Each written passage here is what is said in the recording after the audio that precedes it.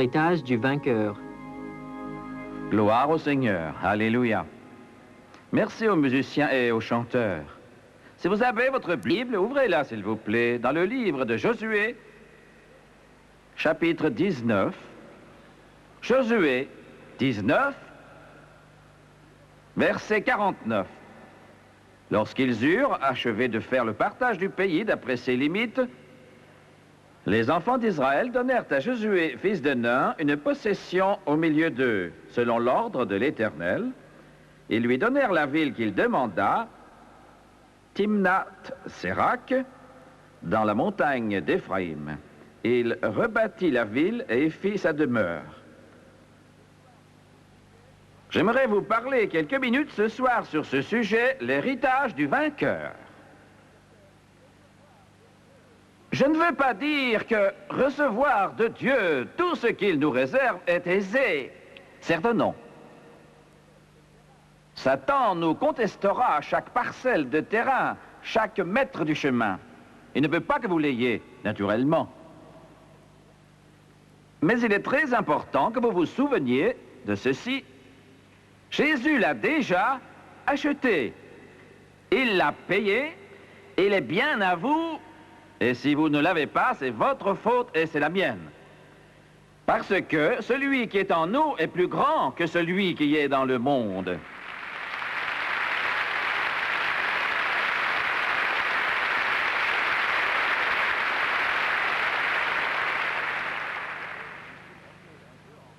À Los Angeles, l'autre jour, je me suis promené un peu en compagnie d'un frère dans la rue Azusa. Nous sommes allés jusqu'au 315 de cette rue, là où, dans cette rue célèbre, le Saint-Esprit a été répandu au début de ce siècle. Vous savez, je ne sais pas si vous avez remarqué, mais Dieu ne fait pas les choses comme nous le pensons. Et il commence rarement son œuvre dans les plus grandes églises. Parce que la plupart du temps, les plus grandes églises ne le suivent pas. Et il doit s'efforcer de trouver un lieu où les croyants sont prêts, dociles, obéissants et très humbles, pour qu'ils puissent par son esprit agir en eux.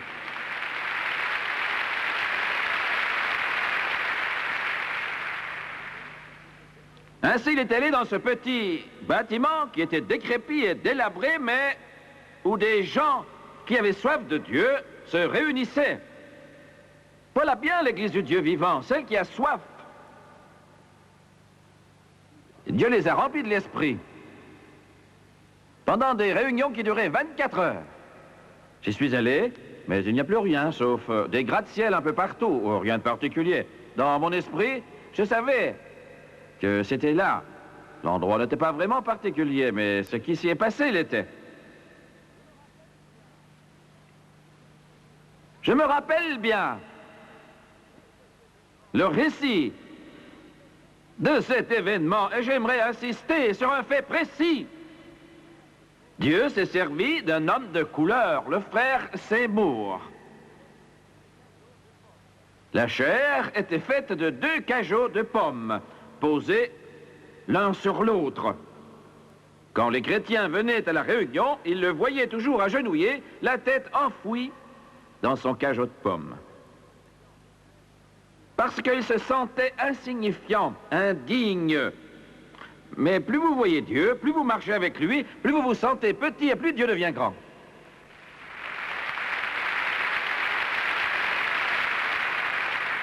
Un jour, dans cette salle exiguë et décrépite, où des centaines et des centaines de gens se réunissaient, les assemblées de Dieu des États-Unis sont nées, pour revenir au point de départ. Un grand nombre de nos meilleurs pasteurs ont été baptisés du Saint-Esprit en ce lieu. Un homme du nom de Tommy Anderson est venu le voir et lui a dit, frère Seymour, j'ai un problème. Tommy Anderson était un ivrogne. C'était un alcoolique. Il n'était pas simplement alcoolique, mais il avait mis son foyer en pièces, son foyer s'écroulait, tout ce qu'il avait s'écroulait, entièrement détruit. Il a dit, frère Seymour, cette fois, c'est fini, je ne sais plus que faire. Je sais, disait-il, je devrais m'arrêter, mais je n'arrive pas. Et le frère Seymour a dit, nous allons prier. Il avait prié souvent pour lui, mais tout à coup, l'Esprit de Dieu a parlé au frère Seymour. Il a dit, dis à Tommy Anderson que lorsqu'il passe devant les bars, s'il ne marche pas devant mes 16 genoux et rampe en passant, à l'extérieur, sur le trottoir, s'il rampe devant, je le délivrerai de l'alcoolisme. Il a dit, je dois m'agenouiller devant tout le monde, dans la rue, et ramper sur le trottoir devant tous ces bars. Le pasteur noir a répondu, c'est ce que Dieu m'a dit de te dire. Et il a dit qu'il te délivrerait. Alors il est parti en secouant la tête et il disait, je ne sais pas si je peux y arriver. Voyez-vous, certains d'entre vous désirent le Saint-Esprit, ne savent que faire pour l'avoir. Certains d'entre vous, à la télévision, le désirent aussi et ne savent que faire. Vous avez un peu peur de ce que je viens de dire. Vous dites, Dieu va me demander de faire une chose ridicule. Ma chère, tu es déjà ridicule.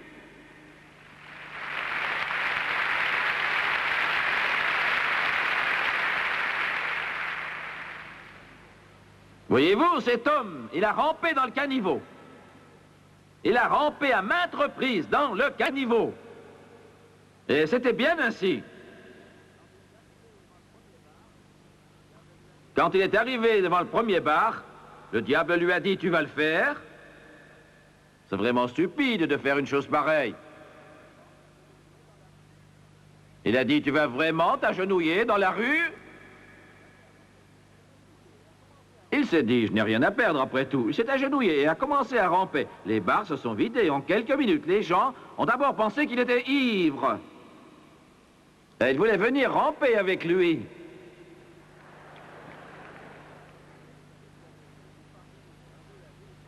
Puis ils ont vite compris qu'il n'était pas ivre. Et l'un d'eux a dit, hé, il est allé à cette église.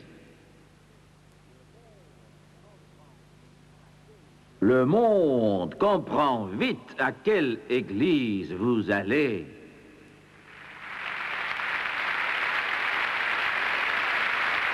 Allez, réveillez-vous, vous me comprenez?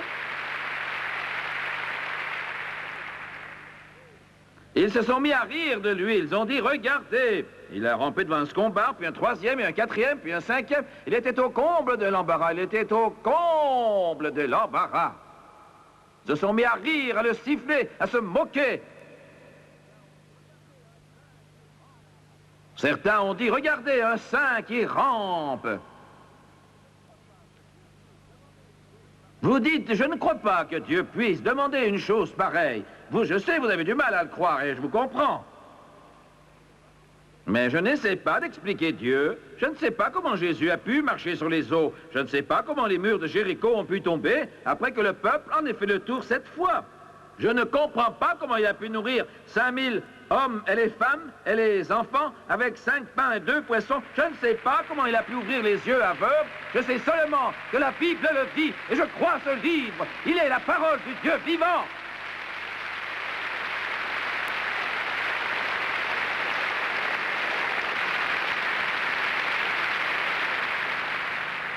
Le problème aujourd'hui, dans l'Église, c'est que nous raisonnons d'une manière minable, pitoyable et humaine.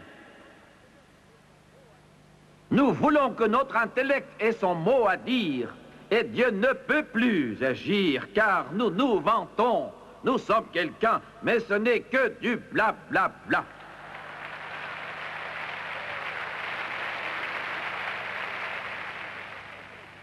Alors donc, je sais que certains nous regardent, bien assis dans leur fauteuil, et ils me fusillent du regard en ce moment.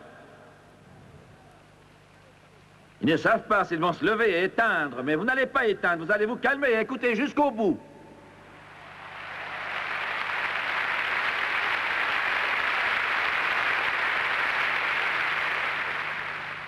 Vous voyez, pour beaucoup de gens au sein de ce qu'est le christianisme, Dieu est un être lointain et vous ne savez où il est. Vous ne l'avez jamais vu. Vous ne sentez jamais sa présence. Et si vous regardez cette émission aujourd'hui, c'est parce que vous ressentez quelque chose de nouveau. Et ce n'est pas Jimmy Swaggart, ce n'est pas le talent, ce n'est pas ce sermon, ce n'est pas ce piano, mais c'est la puissance du Saint-Esprit qui coule à flot dans les cœurs et les vies. Alléluia. Vous voulez le Saint-Esprit, mais vous le voulez comme associé, et non comme président. Voyez-vous, le président dirige.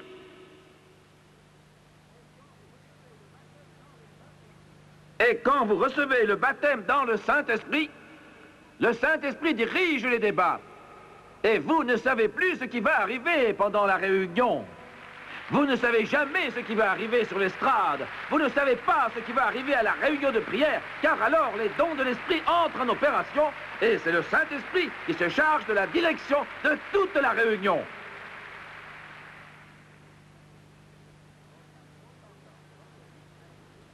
On a trop tendance dans l'Église à lui résister. On le veut comme associé, on ne le veut pas comme président. C'est pourquoi un grand nombre de nos réunions ressemblent à des enterrements. Mesdames, quand vous allez aux nouvelles galeries pour acheter à manger, ah, c'est pas l'endroit convenable? Bon, quand vous allez dans un supermarché ou un intermarché, vous voulez acheter à manger, vous parcourez les rayons, vous choisissez un aliment, il a un certain goût, et vous savez le goût qu'il a d'habitude. Votre mari sait très bien quel goût il a d'habitude. Vos enfants savent quel goût a cet aliment. Votre bébé de 4 mois sait lui aussi quel goût a cet aliment. C'est la même chose dans chaque boîte.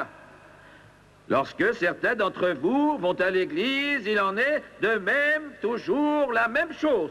Parce que vous tenez les rênes. Et le Saint-Esprit ne fait rien. Donnez les rênes au Saint-Esprit. Laissez-le venir à la réunion. Laissez-le monter en chair. Laissez-le chanter à la chorale. Laissez-le pénétrer dans les classes d'école du dimanche. Laissez-le venir chez vous. Laissez-le entrer dans votre cœur. Laissez-le entrer dans votre vie.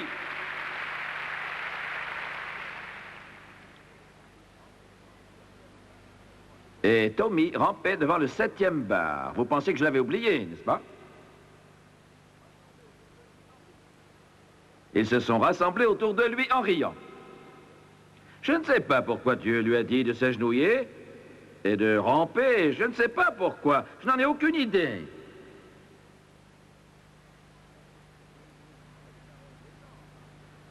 Mais vous pouvez juger les paroles des gens par ce qu'ils font. Lorsqu'il a eu fini de ramper devant le 7e bar, l'Esprit de Dieu lui a dit, « Lève-toi, lève-toi. » Il s'est levé en pleurant. Et à cet instant même, devant le 7e bar qu'il avait passé en rampant, devant toute la foule des curieux, devant ses anciens compagnons qui se moquaient de lui et qui le sifflaient, la plupart étaient ivres, Jésus-Christ l'a libéré. Il n'a jamais plus touché une goutte d'alcool de toute sa vie.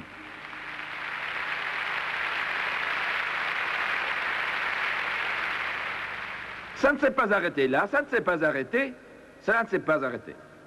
Tommy Anderson a été le premier homme à porter le plein évangile au Venezuela et en Bolivie.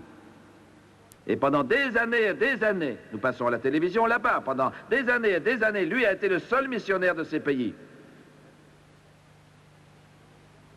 Très bien. J'ai terminé l'introduction de mon message.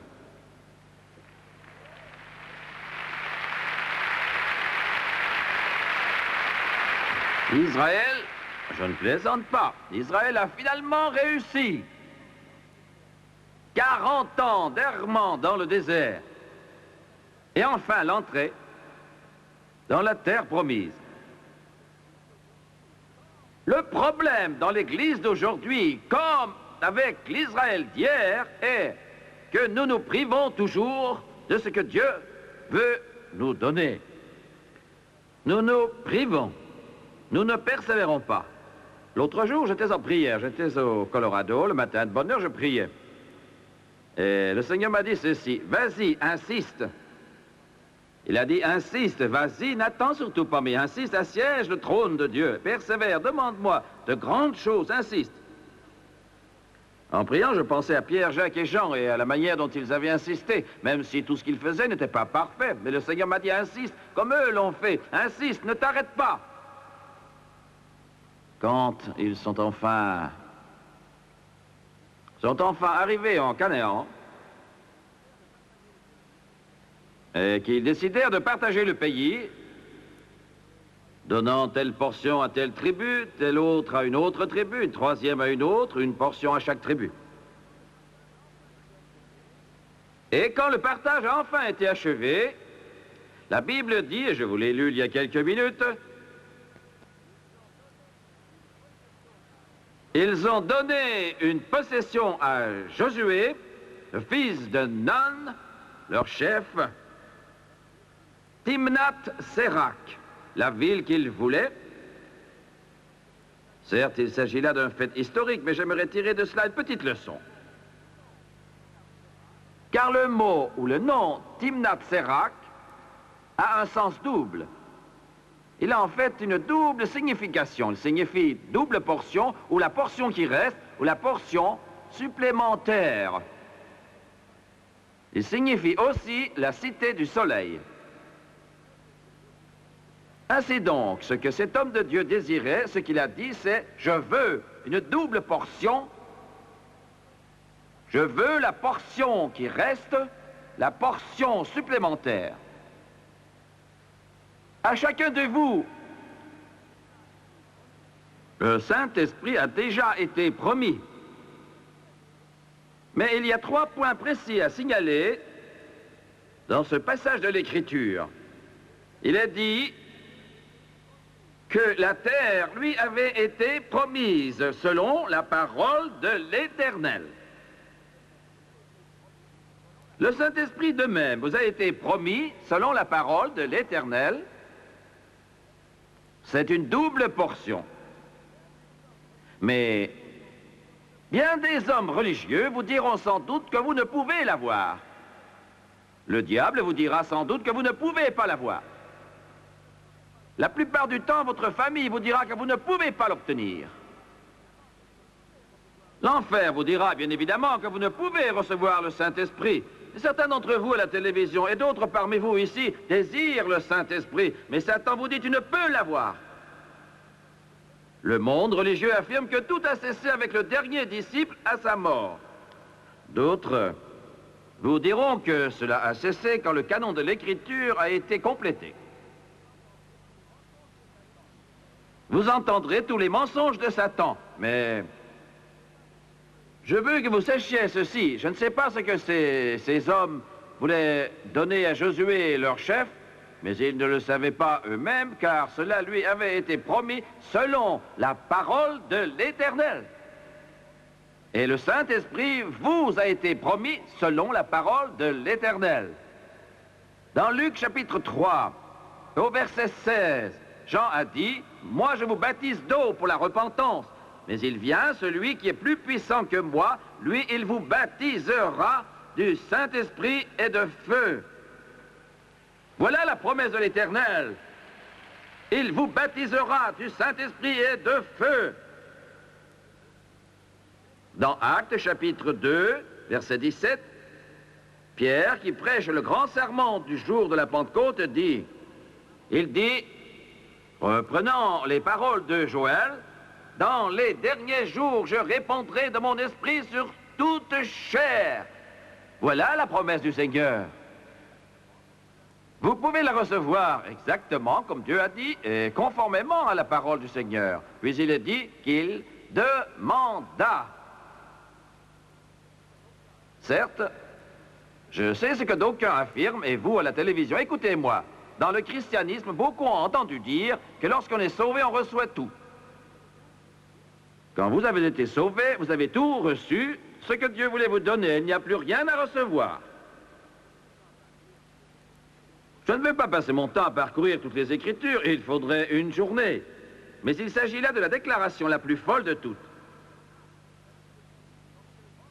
Dans Actes, chapitre 8, lorsque le grand réveil de Samarie, lorsque Philippe est allé prêcher et qu'un grand nombre ont été sauvés puis baptisés d'eau, des miracles ont eu lieu. La Bible dit que Pierre et Jean sont venus leur ont imposé les mains et ont prié et ils ont reçu le Saint-Esprit. Si l'on reçoit tout quand on est sauvé, qu'ont donc fait Pierre et Jean? Ce que je veux souligner, c'est qu'une fois sauvés, vous êtes candidat à la réception du Saint-Esprit. Et vous devez persévérer et recevoir le Saint-Esprit. Il est impératif que vous receviez le Saint-Esprit. Et Jésus a dit, dans Luc chapitre 11 au verset 13, que le Seigneur vous donnera le Saint-Esprit si vous le demandez. Demandez! Josué a dit, mes amis, je ne suis pas heureux de ce que j'ai, je rends grâce à Dieu, mais je veux plus. Je veux plus. Dieu merci, ma famille ne s'est pas contentée d'être sauvée par la foi. Car alors, Jimmy Swaggart ne serait pas ici aujourd'hui. Je tiens à répéter tout cela parce que c'est important. Ma mère a été sauvée, mon père a été sauvé, notre foyer a été transformé, notre famille a été changée, notre vie a été changée. Elle était au bord de la détresse, de la rupture, mais tout a changé quand le salut est entré. Mais si c'était arrêté là, je ne serais pas ici ce soir. Je ne prêcherai pas l'Évangile. Je me trouverais sans doute dans une boîte de nuit enfumée quelque part. À moitié ivre, assis derrière le clavier d'un vieux piano, accompagné par des musiciens aussi ivres que moi, à chanter des chansons d'amour. C'est sans doute ce que je ferais. Et je veux que cela soit compris. Car la volonté de Dieu n'est pas que vous en restiez là une fois sauvés. La volonté de Dieu est qu'une fois sauvés, vous ayez la puissance. Il faut la puissance. Vous recevrez une puissance, le Saint-Esprit survenant sur vous. Il faut une révélation de Jésus-Christ. Et le Saint-Esprit glorifiera Jésus dans votre vie. Dieu merci, mes parents ont eu faim du Saint-Esprit. Et c'est ma mère qui l'a reçu la première. Et quand ma mère a reçu quelque chose, elle a toujours reçu une dose bien pleine. Oh oui, une dose pleine. Alléluia. Je n'étais pas présent le jour où Dieu l'a rempli du Saint-Esprit. J'aurais pourtant payé cher pour être là. J'étais absent, mais j'ai entendu. C'est étrange. J'ai entendu. Je jouais dehors. Je n'avais alors que 8 ans. Je jouais. Ce jour-là, j'étais avec mon cousin Jerry Lee Lewis et avec un certain Max Stone, et il y avait 2 ou 3 autres garçons avec nous, et nous nous trouvions à une centaine de mètres de l'église. Ma mère était à la réunion de prière. Et je l'ai entendu recevoir le Saint-Esprit. Vous dites, mais je ne comprends pas. Je le sais bien. Je l'ai entendu. Je me souviens où j'étais. Nous jouions non loin de là, dans une rigole. C'était au mois d'avril. Je l'ai reçu, moi, 2 semaines après. Et je me souviens de Max, ce brave garçon. Il avait alors 7 ans. Il avait 1 an de moins que moi. Il s'était crié, vous avez entendu? J'avais entendu. Mais je voulais couvrir cela. Je ne voulais pas que les autres entendent. Je ne voulais pas que Jerry Lee l'entende. Je savais ce qu'il dirait. Il dirait encore une illuminée. J'avais entendu. J'ai pleuré, j'avais honte. J'avais tellement honte que je rougissais. Et cela s'est imprimé dans mon esprit. Je suis resté planté là. J'étais si embarrassé que mes cheveux se sont hérissés. J'ai eu la chair de poule. J'étais gêné. J'aurais aimé que le sol s'ouvrît pour m'engloutir. Je savais que c'était maman. Je l'ai entendu brailler. Je l'ai bien reconnue. Je savais que c'était elle. Elle me braillait dessus. Souvent, je la reconnaissais. C'était bien ma mère.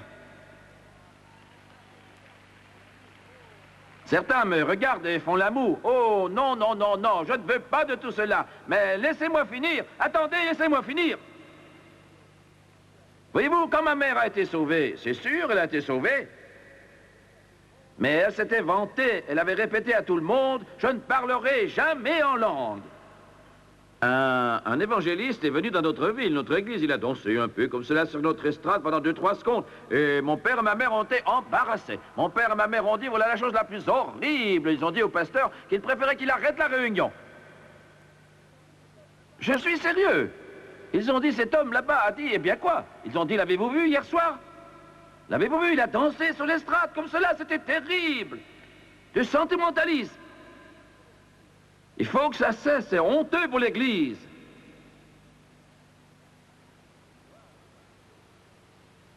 Gloire.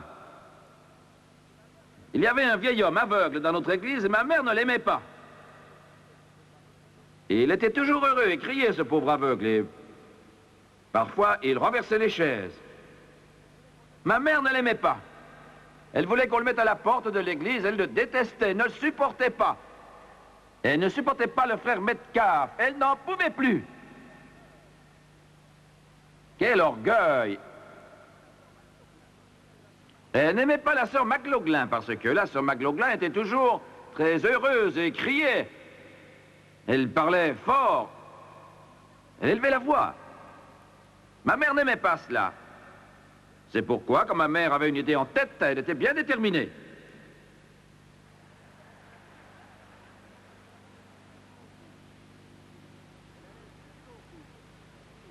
Elle allait jusqu'au bout. J'étais petit, mais je savais qu'elle était décidée. Rien ne l'arrêtait, rien ne la faisait céder, rien ne la faisait changer. J'avais essayé 2 fois. Elle m'avait convaincu que j'avais tort, avec un bâton.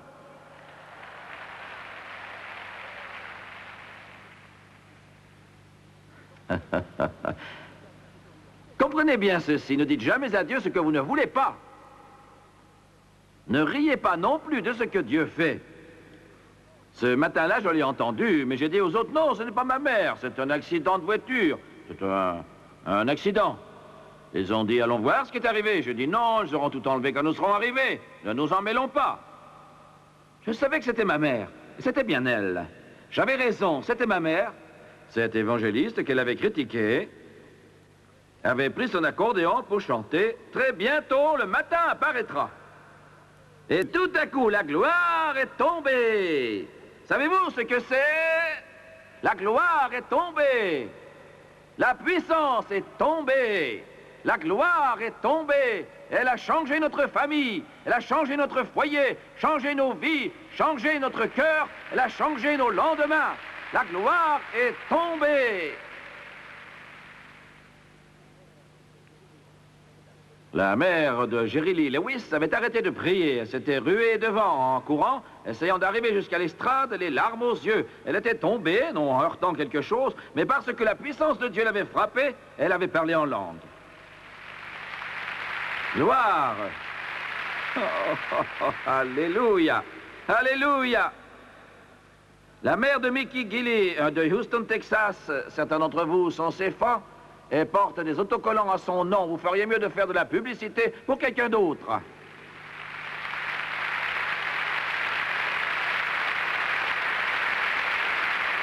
Sa mère était à genoux dans un coin. Elle s'est mise à parler en d'autres langues. J'ai présidé à ses obsèques l'autre jour, car c'était une des femmes les plus saintes de toutes. Elle avait 84 ans. J'étais à son chevet quelque temps avant qu'elle aille auprès de Jésus.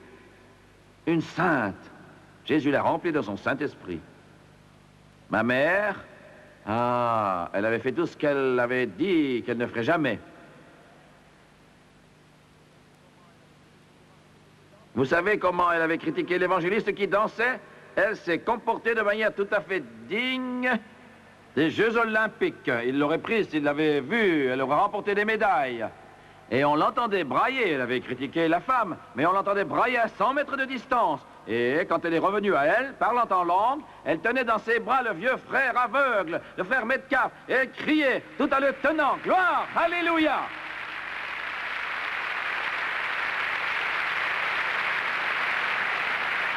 Voilà ce dont certaines églises froides, sèches, mortes, ont vraiment besoin.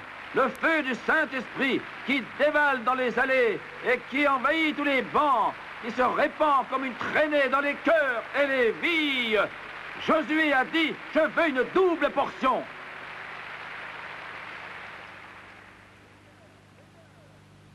Seigneur, Seigneur, je le sens. Je prie Dieu que le Saint-Esprit vous aide à comprendre cela.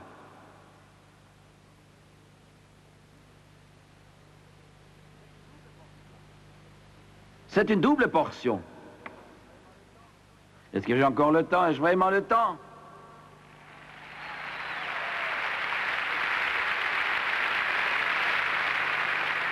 La Bible dit que cela lui a été promis selon l'ordre de l'Éternel et qu'ensuite il l'a voulu, enfin. Il a bâti la ville, ce qui implique qu'il l'a prise. Il l'a prise. Et Samson, voyez Samson, laissons Josué un instant, pensons à Samson. Samson est allé à Timnath, qui signifie l'humilité. Timnath était un pays de vignobles, le Saint-Esprit, le fruit de l'Esprit. Un lion l'a alors attaqué. De même que des lions vous attaqueront, ils ne veulent pas que vous receviez. Samson n'avait rien dans les mains. Les armes de notre guerre ne sont pas charnelles. Il a tué le lion par la puissance de l'Esprit, puis est allé à Timnath.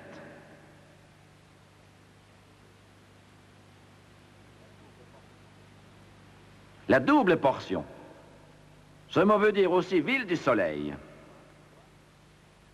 Victoire, joie et puissance dans l'esprit.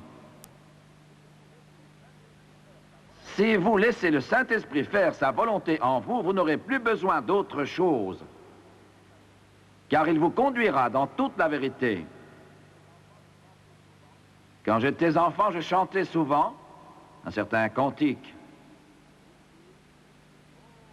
Il dit, « Oh, la lumière du Fils brille toujours. Vous connaissez, le ciel est toujours sans nuages.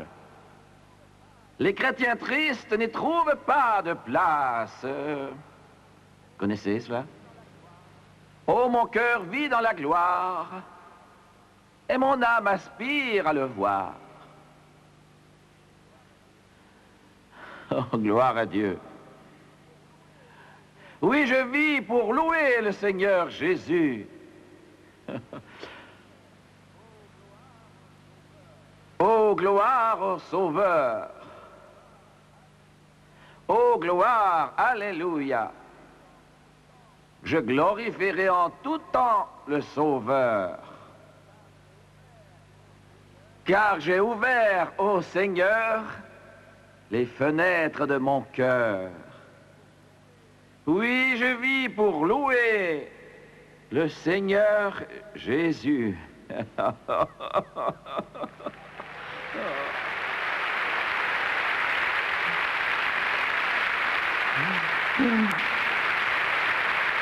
Alléluia.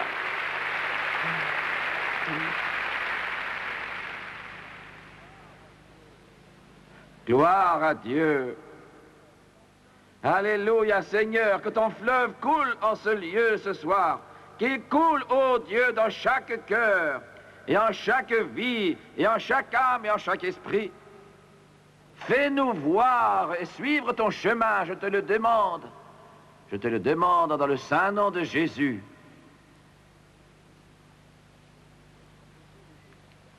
Les têtes sont baissées, les yeux sont fermés.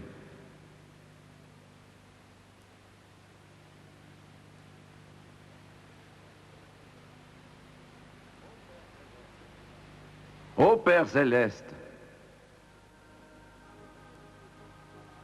je te remercie pour ce que tu vas faire.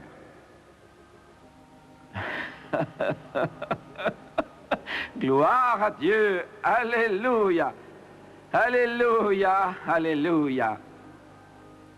Gloire au nom de notre Dieu. Gloire au nom de notre Dieu.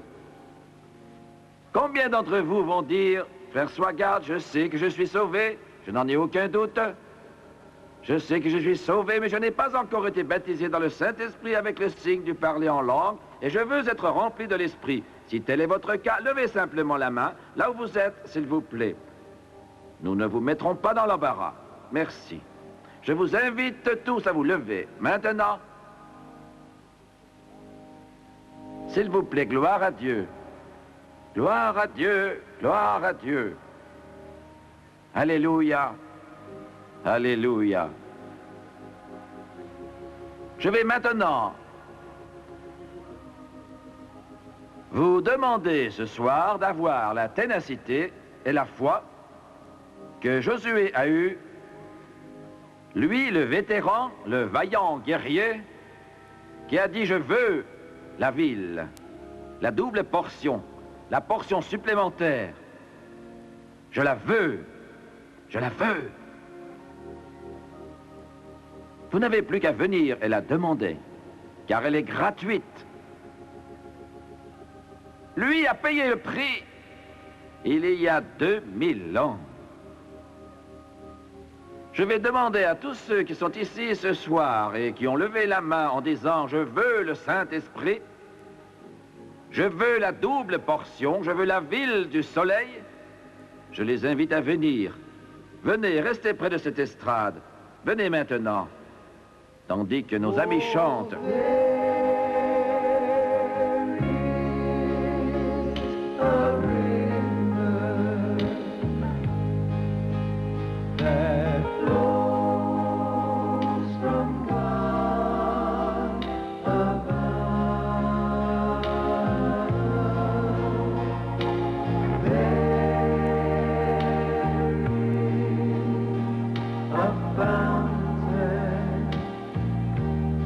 C'est le grand fleuve d'un amour merveilleux.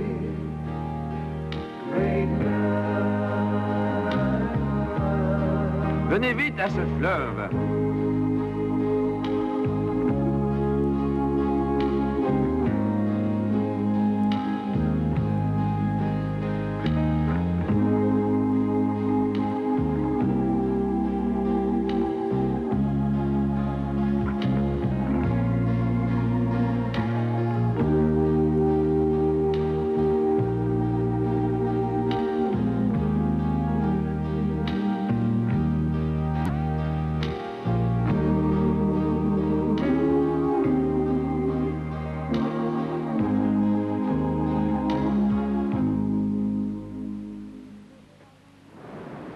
Mais où allons?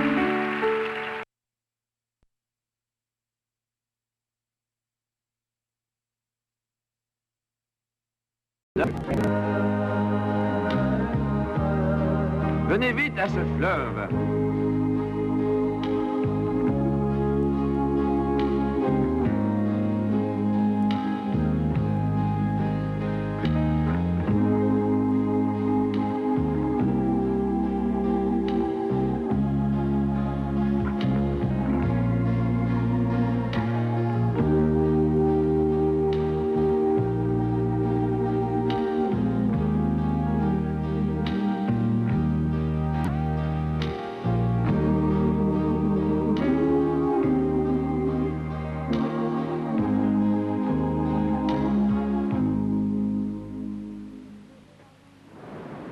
Mais où allons?